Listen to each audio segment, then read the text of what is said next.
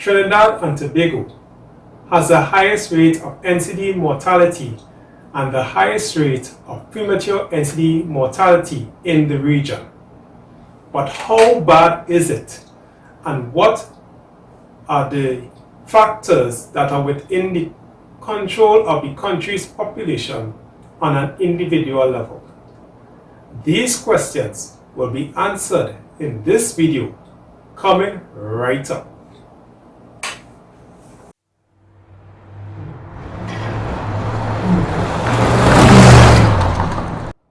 Hi, I'm Howard of Trinigirevik, where it is believed that health and strength is a choice and not up to chance. Therefore, this channel addresses health and fitness topics and gives tips and strategies so that you can make the right choice. The present Minister of Health in Trinidad and Tobago, Mr. Terence Yalson, scripted the foreword in the Ministry of Health document, National Strategic Plan for the Prevention and Control of Non-Communicable Diseases, Trinidad and Tobago, 2017 to 2021. He started by saying this: the health of a nation is a fundamental determinant of the quality of life of its citizens and directly influences expenditure, productivity, and the achievement of sustainable development goals. Health is therefore an instrument of development. So simply put, a healthy nation is a productive and prosperous nation. No issues there. However, Trinidad and Tobago is in a health crisis that must be addressed urgently. He explains it in the next paragraph. Unfortunately, significant increases in the domestic occurrence of non-communicable diseases, namely heart disease, diabetes, cancer, and cerebrovascular disease, threaten to erode decades of public sector investment. In recent years, NCDs have become the leading cause of morbidity and mortality in Trinidad and Tobago. Without action, increasing prevalence of NCDs will continue to unduly burden our health system, consume already scarce resources, and severely undermine our socio-economic development. To his credit, this Minister of Health has been sounding the alarm about the prevalence of NCDs in Trinidad and Tobago. Also, the associated cause of NCDs. Here is a clip of him in the 2019 to 2020 fiscal budget debate in the Parliament of Trinidad and Tobago. Madam Speaker, NCDs is one of the most critical elements facing this country. And our health budget went up from $3.08 billion in 2008 to $6.0 billion in 2019. That is unsustainable. We have to tackle NCDs. Just to give an idea of the magnitude of this problem, here are some statistics from the 2012 STEPS report by the Ministry of Health in conjunction with the Pan-American Health Organization. Trinidad and Tobago has the highest rates globally for NCDs. NCDs account for over 60% of deaths annually in Trinidad and Tobago. Heart disease is the number one cause of death, accounting for 25% of deaths annually. Diabetes accounts for 14% of deaths, cancer 13% of deaths, and cerebrovascular disease 10% of deaths. As alluded to earlier, NCDs are a drain on the country's economy and financial resources. Here is another clip of Mr. Terence Yalson addressing a workshop titled Uniting to Stop the Epidemic of NCDs. about the challenges he faces as the Minister of Health. Take a look. Because wherever there's an inconvenient truth to be told, you must not back away from it. 2, since assuming the role of minister, I have never, ever been introduced correctly. My name is correct, Terence Dial Singh, the honorable, temporarily I will hold that. I am a minister, I am from Trinidad, but I am not the Minister of Health. Because what I have found is that I am the Minister of Health Care. Trinidad and Tobago has spent $40 billion in health care from 2005 to 2016. But are we healthier? The answer is no, and that's where I put my foot in my mouth. I am the Minister of Health Care. I am the Minister of providing scalpels to amputate legs. I am the Minister of providing anti-diabetic drugs, health care. I am the Minister of providing statins, free health care. I am the Minister of providing methyl dopa, health care. I am the Minister of providing anti-cancer drugs to combat lung cancer due to lifestyle diseases, health care. That is what I am. I am not the Minister of Health. So in spending $40 billion from 2005 to 2016, and we have Professor Carl Theodore here, Professor in Health Economics, who could tell you that all of that money has been wasted. Because we amputate more legs today than we did 20 years ago. If as a society we had paid attention to the Framingham study out of Boston, we would not be in the position that we are in today. But we don't have to go to Boston for solutions. When we did our own St. James study in the 1990s in Trinidad, Dr. Hospitalis will know about that. If we had paid attention to the St. James study, which tracked diabetes and hypertension, and paid attention to that study 20 years ago, we would not be in the position that we are in today. But we have this impression that we must provide health care to the population. The population demands health care.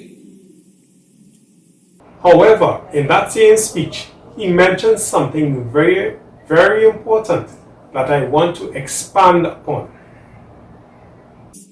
I will tell you, unless we get our 2 main groupings in Trinidad to understand that whilst you can't control your genetics, you can control your surroundings, and you could control this deadly relationship you have between your hand and your mouth. That is, you could control what your hand picks up from your plate and shovels into your mouth. That, my friends, is what you have control over. Those are genetics. I can't change that. But what I can change is what I eat, how I exercise, and how I live my life. And he's right about that. On an individual level, and also as a society, Trinidad and Tobago can dramatically reduce and reverse the trend of occurrence of NCDs. As I've said in many videos before, health is more about choices and less about chances. It is true that factors such as genetics and external circumstances deal out the cards to us. However, just like in a card game, if we use those cards effectively, the health outcomes of the citizens of Trinidad and Tobago will be better. Here are some observations from the STEPS report referenced earlier about the diet and general lifestyle of Trinidad and Tobago citizens. It observed that the population is consuming fewer fruits, vegetables, legumes, whole grains, and whole grain cereals. The population is consuming more processed foods, milk, refined cereals, meats, and sugar. Poor nutrition is further complicated by deficiencies in certain micronutrients such as iodine, vitamin A, iron, zinc, and folic acid. 30 to 60% of the population do not achieve the minimum recommended physical activity levels. The shift from manual labor and agriculture to a highly technological service sector means that physical activity is generally on the downswing. Increased urbanization, motorized transportation, and the use of personal electronic devices have also compounded this decline in physical activity. The STEPS report is quoted as concluding, this coupling of poor diets and sedentary lifestyles is leading to an epidemic of non-communicable diseases among adults. In short, our high consumption of processed foods and animal products, low consumption of whole plant foods, and our lack of exercise is making us sick when we don't have to be.